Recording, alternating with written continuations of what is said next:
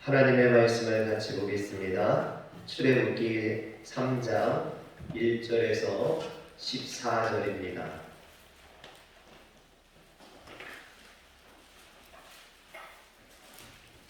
구약성경 84면에 나와 있습니다. 출애굽기 3장 1절부터 14절의 말씀을 같이 교독하겠습니다.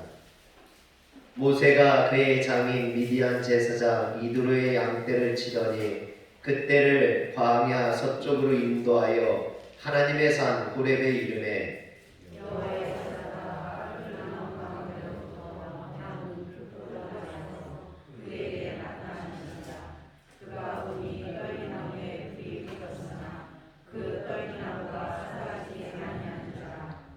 이에 모세가 이르되 내가 돌이켜 가서 이 큰 광경을 보리라. 떨기나무가 어찌하여 타지 아니하고 하니 그때에 여호와께서 그가 보려고 돌이켜 오는 것을 보시니라.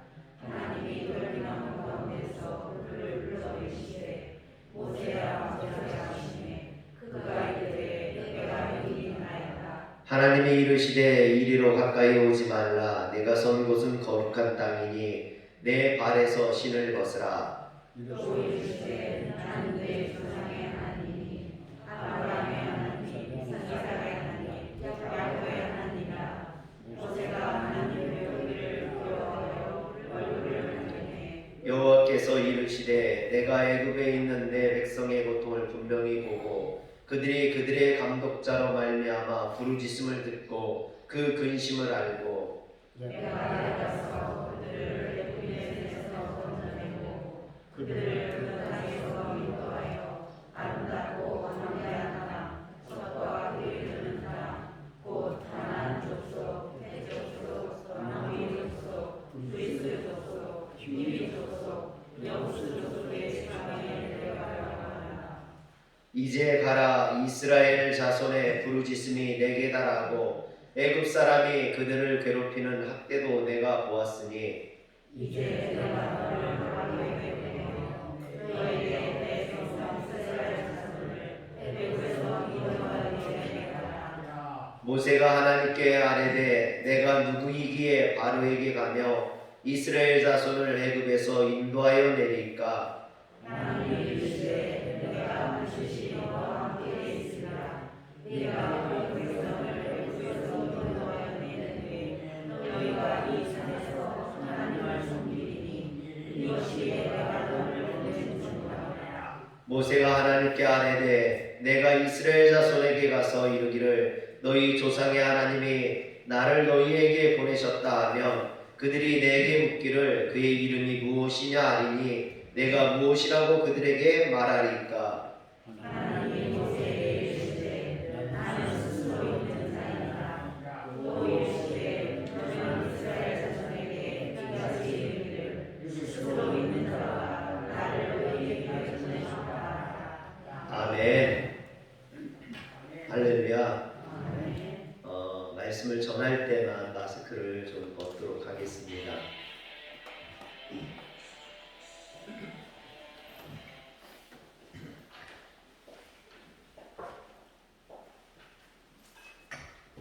사실은 오늘 교회마다 목사님들이 설교를 할 때 마스크를 쓰는지 점검하러 나온 데에서 사실은 좀 긴장을 했습니다.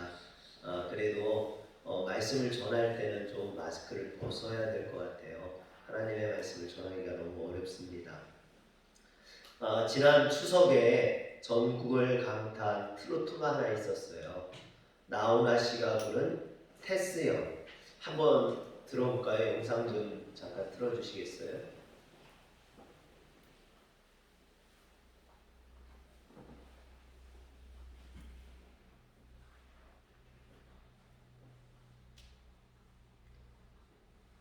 일절만 한번 영상을 한번 보겠습니다.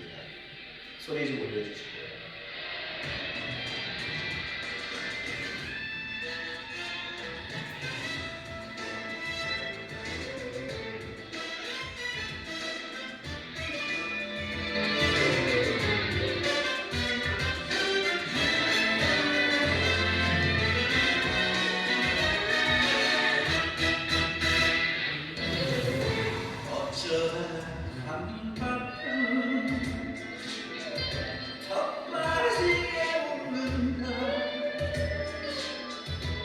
그리운 아픔을 웃음에 묻는다.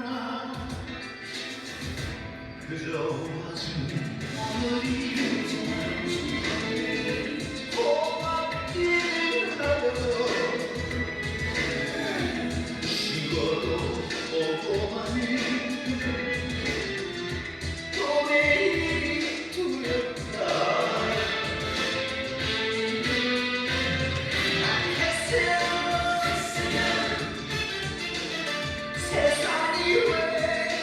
두렵다. 세상이 왜 이렇게 힘들어.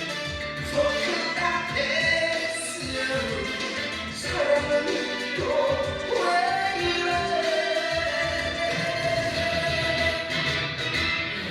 왜 이래. 너 자신을 알라면 내뱉고간 말을 내가 어찌 알겠소. 모르겠소. 됐으면 여기까지만 인사를 끊어주시고요. 영상을 찍어주세요. 말씀 시간에 트로트를 들어보니까 좀 이상하네요. 그런데 제가 이 노래를 듣다가 세상 사는 게 참 힘들구나.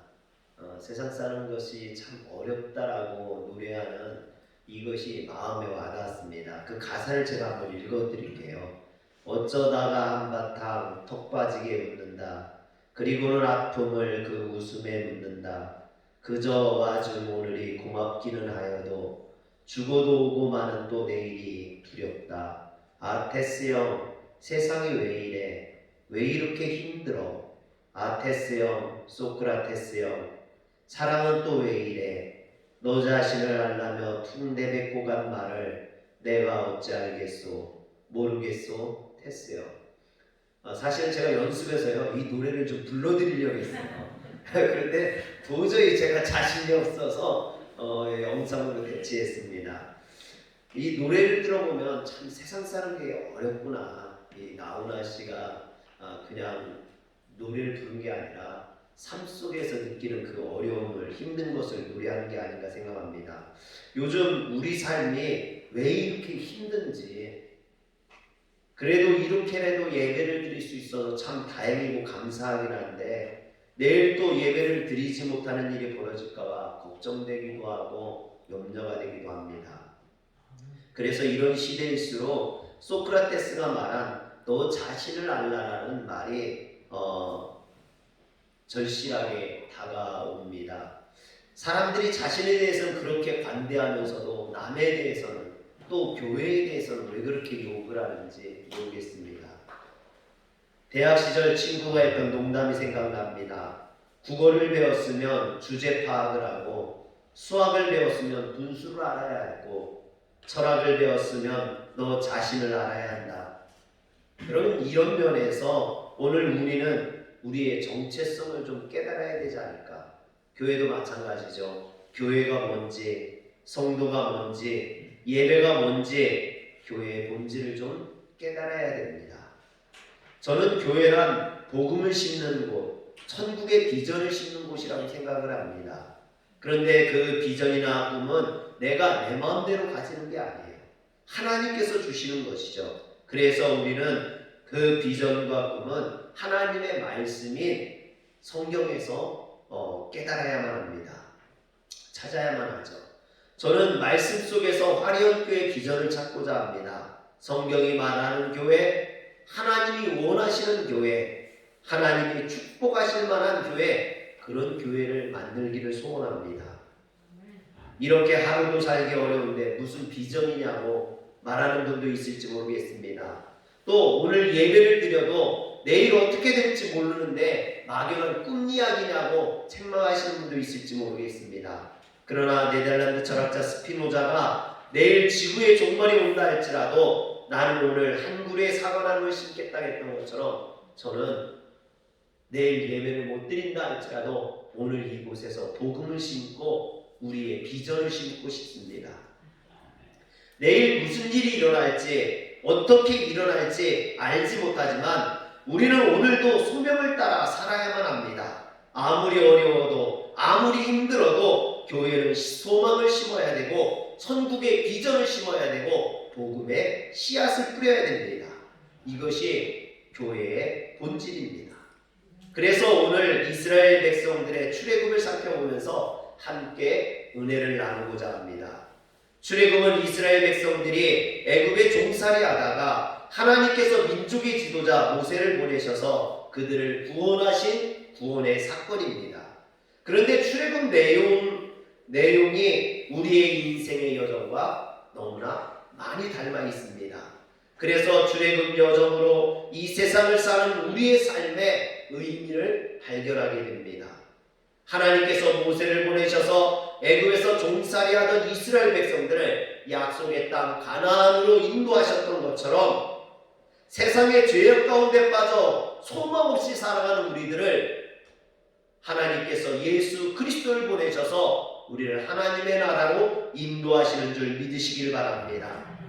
즉 애굽은 세상이고요.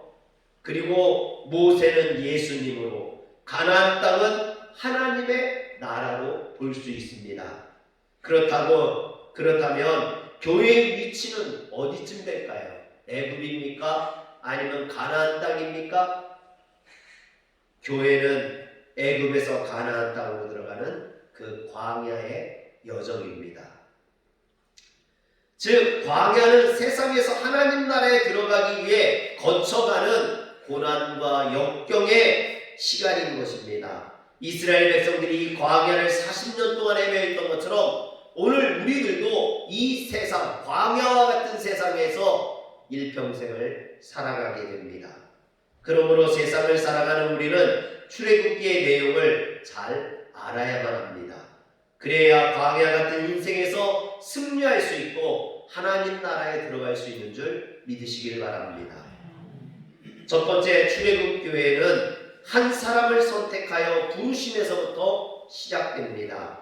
창세기에 보면 하나님께서는 한 사람 아브라함을 선택하셨습니다. 그런데 이때까지만 해도 하나님께서는 아브라함에게 나는 너의 하나님이라 말씀하시지 아니하셨습니다. 대신 아브라함에게 한 가지 명령을 하셨습니다. 창세기 12장 1절에 보면 나는 너의 고향과 친척과 아버지의 집을 떠나 내가 내게 보여줄 땅으로 가라 그랬어요. 너는 너의 고향과 친척을 떠나 아버지 집을 떠나 내가 내게 보여줄 땅으로 가라 했습니다. 그러자 아브라함은 하나님의 명령을 따라 하란을 떠나 가나안 땅으로 이주하게 됩니다. 그리고 계속해서 하나님을 의지하고 제단을 쌓고 예배를 드립니다. 그러자 하나님께서 창세기 17장에 99세가 된 아브라함에게 나타나 비로소 언약을 세우십니다. 그런데 성경에 보면 창세기 17장에만 언약이 나오는 게 아니라 15장에도 언약이 나와요. 그런데 그 15장에 나오는 언약은 가언약이에요. 마치 결혼하기 전에 약혼하는 것과 같은 거예요. 그런데 창세기 17장에는 정식으로 계약서를 써서 정식 언약을 맺는 것처럼 결혼식을 올리는 것처럼 혼인 신고를 하는 것처럼 그렇게 언약을 맺습니다. 그래서 하나님께서 언약의 증표로 아브라함에게 할례를 행하도록 명령하십니다. 또 아브라함의 이름도 아브람에서 아브라함으로 바꾸어 주십니다. 그리고 17장 8절에 보면 내가 너와 내 후손에게 내가 거류하는 이 땅 곧 가나안 온 땅을 주어 영원한 기업이 되게 하고 나는 그들의 하나님이 되리라 말씀하십니다. 여기서 비로소 하나님은 아브라함에게 나는 너의 하나님이 되어주시겠다 말씀하시는 거예요. 그런데 오늘 말씀 출애굽기 3장에 보면 하나님께서 또 한 사람을 부르시는 것을 보게 됩니다. 4절에 보면 하나님의 떨기나무 가운데서 그를 불러 이르시되 모세야 모세야 하시네. 여러분 지금까지 하나님께서 부르실 때는요 항상 한 사람 개인을 부르셨어요. 아브라함을 부르시고 이삭을 부르시고 야곱을 부르시고 모세를 부르시고, 그래서 오늘 말씀에 보면 아브라함의 하나님, 이삭의 하나님, 야곱의 하나님이라는 말이 3번이나 나옵니다. 그런데 그 하나님께서 이제 모세를 부르셔서 모세와 개인적으로 만나주실 뿐만 아니라 이스라엘 백성의 하나님이 되어주시겠다라고 이야기합니다. 한 개인의 하나님이 아니라 한 민족의 하나님이 되어주시겠다라는 거예요. 그래서 오늘 말씀에 보면 이런 하나님의 의중이 많이 담겨져 있는 것을 보게 됩니다. 하나님께서는 이스라엘 백성들에게 내 백성이라고 부릅니다. 7절에 보면 내 백성의 고통을 분명히 보고 그랬어요. 또 10절에도 보면 내 백성 이스라엘에 라고 이야기합니다. 여러분, 또 너희 조상의 하나님이라고 6절에 13절에 15절에 16절에 말하고 있습니다. 또 히브리 사람의 하나님 여호와라고 18절에 이야기하고 있습니다. 이런 표현들을 보면 모두 하나님께서 이스라엘 민족의 하나님이 되어주시겠다라는 것을 나타내는, 어떤 하나님의 의중을 드러내는 그런 표현들입니다. 그래서 이스라엘 백성들은 이때부터 자신들을 하나님의 백성, 선택받은 민족, 이런 뜻을 가진 선민이라고 불렀습니다. 그래서 그 예루살렘을 시온이 되는 겁니다. 세상에 수많은 민족이 있죠. 수많은 나라가 있습니다. 수억 명의 사람들이 있습니다. 그러나 하나님께서는 그 수많은 사람들, 수많은 민족들 중에 부유하고 강대한 애국을, 로마를 선택하지 아니하시고 연약하고 보잘것없는 아므라, 이스라엘 백성들을 부르셨다라는 것입니다. 이게 하나님의 은혜입니다. 여러분, 동방의 조그만 나라, 그 조그만 나라 중에서도 별 볼 일 없는 화성, 향남, 그 변두리 시골 마을에 있는 이 화련교회를 하나님이 선택하시고, 나는 너희의 하나님, 너희들은 내 성도요, 내가 화련교회 하나님이 되어주시겠다 말씀하시는 줄 믿으시길 바랍니다. 그런데 하나님께서요, 화련교회만 부르신 게 아니에요. 세상에 뛰어나고 유능한 목사들도 많고 박사학위를 가진 목사도 있고 또 큰 교회에 담임하며 부유한 목사도 있습니다. 그런데 하나님께서는 저와 같이 볼품없는 그런 목사를 선택하셔서 이 화련교회에 보내시고, 내가 너와 함께하리라, 내가 너의 하나님이 되어주시리라 말씀하셨습니다. 우주를 창조하시고 주관하시며 스스로 있는 그 하나님이 오늘 우리를 선택하셨고 부르시어 우리 하나님이 되어주시겠다라는 겁니다. 그러니 어찌 감사하지 않을 수 있겠습니까? 그래서 우리는 모세와 같이 하나님 앞에 꿇어 엎드려야만 합니다. 그 하나님께 아브라함처럼 제단을 쌓고 예배를 드려야 됩니다. 할렐루야. 사랑하는 성도 여러분, 그래서 예배가 소중한 거예요. 우리를 구원해 주신 그 하나님 앞에 우리가 할 수 있는 최고의 감사의 행위인 줄 믿으시길 바랍니다. 두 번째로 출애굽교회는 광야 교회입니다. 이스라엘 백성들은 출애굽에서 사흘이면 가나안 땅에 들어갈 것이라고 생각을 했습니다. 출애굽기 3장 18절에 보면 하나님께서는 모세에게 바로왕에게 가서 우리가 우리 하나님 여호와께 제사를 드리려 하오니 사흘길쯤 광야에 가도록 허락하소서 했습니다.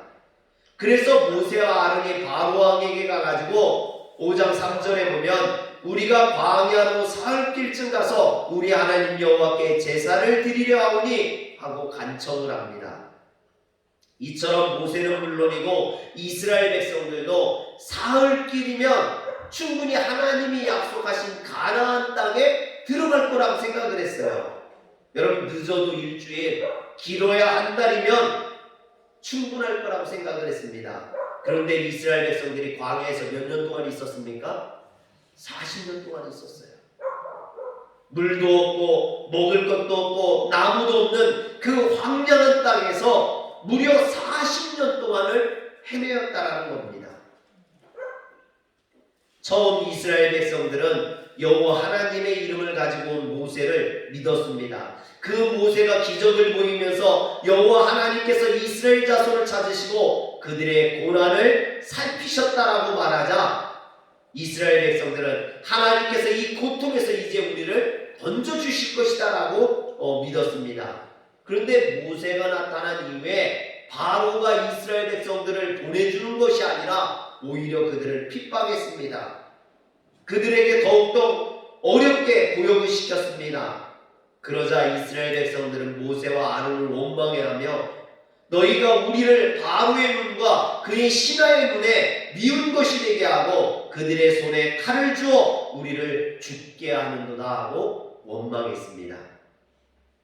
그러나 하나님께서는 모세를 통해서 그런 바로를 심판하셨고 10가지 재앙을 내리심으로 애국을 굴복시키셨습니다.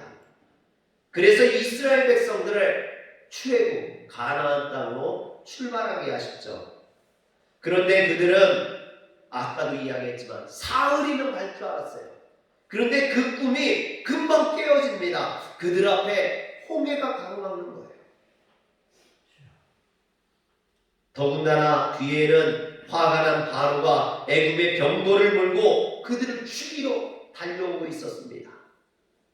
이스라엘 백성들은요, 앞에는 홍해가 가로막고 뒤에는 애굽의 군대가 달려오는 그 상황 속에서 그들은 혼비백산했습니다. 그곳에서 신앙을 잃어버리고 믿음을 잃어버리고 모세를 원망했습니다. 애굽에 매장지가 없어서 당신이 우리를 이곳에 끌어내어 이 광야에서 죽게 하느냐며 원망했습니다. 여러분, 그러나 하나님께서 어떻게 하셨습니까? 동풍을 불어서 홍해를 가르셨어요. 바다를 뭇과 같이 걸어서 건너게 하셨습니다. 그리고 그들을 죽이러 쫓아온 바로의 군대는요, 홍해 바다에 수장해서 그들을 물리쳐주셨습니다. 여러분, 홍해만 건너면 문제가 해결되나요? 그렇지 않았어요. 홍해를 건넌 이스라엘 백성들은 수루 광야에 들어갑니다. 그런데 이번에는 물이 없어요. 사흘길을 걸어도 물을 발견하지 못했습니다. 겨우 물을 찾았는데 그 물이 썩어서 먹지 못하는 물이었습니다. 그러자 이스라엘 백성들이 또 어떻게 합니까? 모세를 원망해요. 불평해요. 여러분, 그러자 하나님께서 모세에게 한 나뭇가지를 가리키시며 그것을 그 쓴 물에 던지라고 합니다. 그러자 그 쓴 물이 단물이 되어서 이스라엘 백성들이 먹게 하셨습니다. 이스라엘 백성들은요, 하나님의 애국이라는 세계 최강대국을 꺾으시면 더 이상 자신들에게 거칠 것이 없다겠어요. 자신들에게 적이 없을 거라고 생각을 했습니다. 그런데 이스라엘 백성들이 광야에 들어가서 어려움 가운데 있을 때 그들의 후민을 아말렉이 공격합니다. 르비딤에서 아말렉이 이스라엘 백성들을 기습합니다. 그 싸움이 얼마나 치열했던지 해가 지도록 끝나지 않았다라고 이야기합니다. 여러분, 또 이스라엘 조상 야곱의 형제였던 에서의 자손 에돔 족속들은요, 이스라엘 백성들이 통과하는 것을 허락해 주지 않아서 먼 길을 돌아서 가게만 합니다.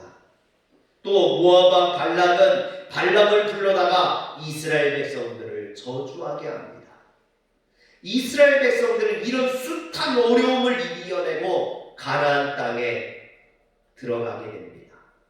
광야길은요, 이런 어려움의 연속이에요. 고난의 연속입니다. 그들이 가나안 땅의 국경에 도착했을 때 바란 광야에서 모세는 이스라엘 백성들의 정탐꾼을 세웁니다. 그리고 가나안 땅을 정탐하게 합니다. 그런데 여호수아와 갈렙을 제외한 10명의 정탐꾼들은 그 땅을 악평하기 시작하죠. 그래서 민수기 13장 31절에서 33절에 보면 우리는 능히 올라가서 그 백성을 치지 못하리라. 그들은 우리보다 장대하니라 하고 이스라엘 자손 앞에서 그 정탐한 땅을 악평하여 이르되 우리가 두루다니며 정탐한 땅은 그 거주민을 삼키는 땅이요 거기서 본 모든 백성은 신장이 장대한 자들이며 거기서 네피림의 후손인 아낙 자손의 거인들을 보았나니 우리는 스스로 보기에도 메뚜기 같으니 그들이 보기에도 그와 같을 것이니. 여러분, 이스라엘 백성들은요 모세와 아론을 원망하면서 밤새도록 울고불고 부르짖었습니다. 여러분, 총체적인 난구가 아닙니까? 광야는 환경적으로 어렵고 힘이 드는 곳입니다. 먹을 것이 없고 마실 물도 없습니다. 그런데 적들은 강하고 틈만 나면 이스라엘 백성들을 공격합니다. 더군다나 이스라엘 백성들은요 조그만 일에도 불평하고 원망하고 그들의 인도자 되는 모세를 죽이려고 합니다. 우리가 신앙생활을 하다 보면 이 세상을 살다 보면 이런 일들이 많아요. 시련과 풍파를 만날 때가 있습니다. 가장 가까운 가족이 형제들이 반대를 하고 핍박을 하기도 합니다. 잘 나가던 일들이 망하고 홍해와 같은 고난이 찾아옵니다. 마귀는 더욱 날뛰고 육신의 연약한 곳을 공격해서 병들기도 합니다. 그런데 여러분, 이런 문제만 보면 우리도 이스라엘 백성들처럼 원망하고 불평할 수밖에 없습니다. 문제 너머에 계신 하나님을 그래서 볼 수 있어야 합니다. 문제가 나왔다고 예수 믿기 전 세상으로 돌아가자고 하면 안 됩니다. 이스라엘 백성들은 틈만 나면 애국으로 돌아가자고 합니다. 애국이 뭐가 그렇게 좋다고요? 종살이 하는 게 뭐가 그렇게 좋습니까? 왜 자꾸만 세상으로 돌아가려고 합니까? 여러분, 하나님을 바라보시길 바랍니다. 모세가 온전히 하나님을 바라봤을 때 이스라엘을 핍박하던 바로 왕이 하나님 앞에 무릎을 꿇었습니다.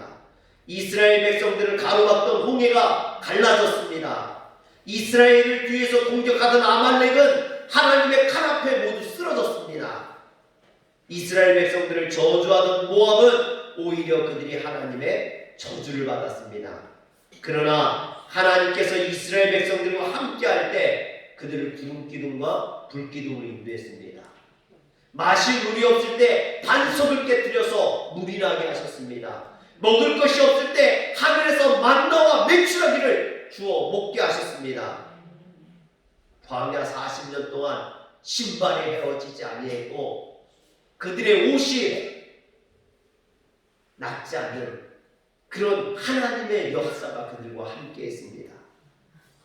여러분, 제가 처음 온양에 있는 강산교회에 부임했을 때 뭐 성도도 없고 산속에 너무나 빈약하죠. 어렵죠. 그러니까 주변에서들 저더러 어린이집 차량 운전을 하라고 그래요. 그러면 생활이 되니까. 여러분, 그런데 제가 싫다고 했습니다.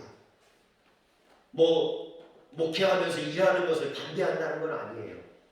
여러분, 왜 제가 그랬냐면 만약 제가 목회에 전념하는 것보다 기도하고 전도하고 말씀을 보는 것보다 생활을 위해서 학원 차 운전을 한다면 그것이 하나님의 뜻이라면 저는 목회하지 않겠다고 그랬어요. 차라리 공장을 다니는 게 낫지. 여러분, 그래서 저는 지금도 통장에 100만 원도 없습니다. 지금까지 목회하면서 한 번도 부유해 본 적도 없습니다. 그래도요, 제가 목회하면서 한 번도 쌀이 떨어져 본 적이 없어요. 김치가 떨어져 본 적이 없어요. 하나님께서 먹이시고 입히심을 경험했습니다. 온전히 하나님을 의지하는 자, 하나님이 책임져 주신다라는 것입니다. 제가 열심히 목회할 때 하나님께서 이스라엘 백성들에게 만나와 메추라기를 주셨던 것처럼 저에게도 일용할 양식을 주셨습니다. 또 엘리야에게 까마귀를 보내셔서 먹이셨던 것처럼 저에게도 까마귀를 보내셔서 도와주셨습니다. 저는 이런 하나님을 믿습니다. 저를 인도하시고 보호하시는 그 하나님을 믿습니다. 하나님이 책임져 주심을 믿습니다. 그래서 광야는 하나님을 의지하는 훈련을 하는 그런 학교입니다. 광야를 통해 우리는 전적으로 하나님을 의지하고 하나님께 모든 것을 맡기는 훈련을 합니다. 환경이 어려워도 적들이 공격해와도 내 생활이 마르고 궁핍해도 불평하지 않고 원망하지 않고 오직 하나님만 의지하는 자는 여호수아와 갈렙처럼 하나님께서 약속하신 땅, 그 가나안 땅에 들어가게 될 줄 믿으시길 바랍니다. 마지막으로 이스라엘 백성들에게 있어서 애굽 생활은 부끄러운 것이었습니다. 또 광야의 생활은 고난과 역경의 아픔의 시간이었습니다. 이런 시간들은요, 사람들은 기억하고 싶지 않아요. 과거에 초라했던 모습들, 과거에 어렵고 힘들었던 모습들은요, 생각하고 싶지도 않다고 합니다. 제 고향이 논산이잖아요. 논산 훈련소에서 입대했던 사람들은요, 아이고 논산하면 아이고 그쪽으로 오줌도 안 넣어, 그러는 분들이 많아요. 얼마나 힘들고 어려웠으면 여러분 그쪽으로 바라보지도 않는다라고 이야기합니다. 그런데 하나님께서는 이스라엘 백성들에게 이것을 성경에 기록하여서 그들에게 기억하게 하시며 매년 6월절과 무교절과 초막절을 지키심으로 출애굽을 기념하라 하십니다. 아니, 그 힘든 시간이, 그 어려웠던 것이 뭐 좋은 거라고 그것을 기억할 뿐만 아니라 기념까지 하라고, 절기로 지키기까지 하라고 말씀하십니까? 왜 하나님은 이것을 기억하고 기념하라 하셨을까요? 그것은 고난이 우리 신앙에 도움이 되기 때문입니다. 그래서 이날을 잊지 말라는 거예요. 기억하라는 겁니다. 자손들에게 가르쳐 알게 하라는 겁니다. 잊지 못하게 하라는 겁니다. 너희 조상들이 고난받았던 그 시간을, 그 어려웠던 시간들, 여러분 자녀들이 알아야 돼요. 부모가 얼마나 고생했는지 자녀들이 배워야 돼요. 부모님들이 얼마나 수고하고 애써서 자신들을 기르는지. 그래서 우리는 신앙생활하면서 만나는 고통과 고뇌의 순간을 기억해야만 합니다. 그리고 그것을 통해 하나님의 뜻을 깨달아야 합니다. 하나님께서 이스라엘 백성들을 광야에서 훈련하시고 연단하신 것처럼 하나님께서 우리를 광야와 같은 이 세상에서, 이 교회에서 훈련하고 연단하시는 줄 믿습니다. 그러므로 광야는 하나님을 만나는 곳이요, 우리를 연단하는 곳입니다. 하나님의 백성이 되기 위해 훈련받는 곳입니다. 그렇다면 이스라엘은 어떻게 이 고난의 시간을, 연단의 광야를 이겨냈을까요? 여러분 그 방법은 단 하나입니다. 하나님의 약속을 믿는 겁니다. 그것을 믿고 나가는 겁니다.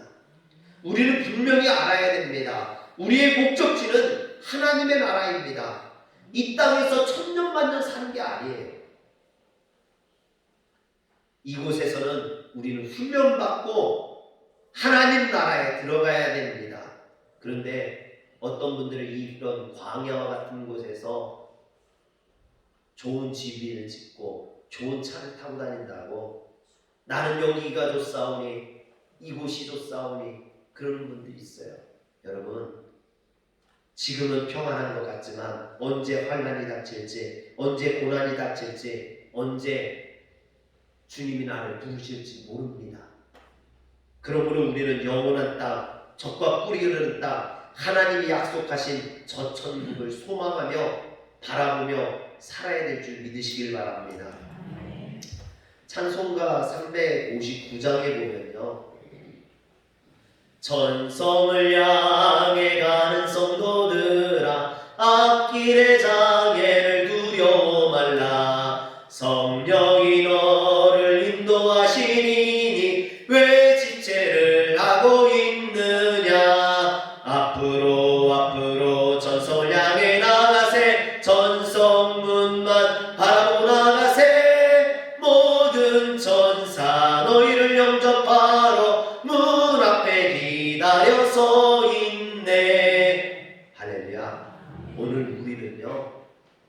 바로 천성을 향해 나가는 성도들입니다. 우리가 가는 이 길에 장애가 있고 고난이 있고 역경이 있다가 할지라도 두려워하지 마시길 바랍니다. 주님이 우리를 인도하신다라는 거예요. 하나님께서 천사들을 통해서 천국 문 앞에서 우리를 기다리고 계신다는 겁니다. 아무리 어려워도 힘들어도 여러분 낙심하지 마세요. 실망하지 마세요. 지금부터는 하나님 나라만 바라보고 나아가는 우리 성도님들 되시길 주의 이름으로 축원합니다. 기도하겠습니다. 거룩하신 하나님, 자비하신 하나님, 우리가 사는 이 세상이 왜 이렇게 힘들고 어렵습니까? 하루하루 사는 것이 너무나 고통스럽고 힘들 때가 많습니다. 하나님, 그렇다 할지라도 우리가 낙심하지 않게 하여 주옵소서. 실망하지 않게 하여 주옵소서. 소크라테스도 가르쳐주지 못한 이 길을 예수 그리스도께서 우리에게 알려주시는 줄 압니다. 오늘 우리가 주님만 믿고 주님만 바라보고 저 천국을 향해서 나아갈 수 있도록 주님 도와주시옵소서. 우리 주 예수님의 이름으로 기도합니다. 아멘.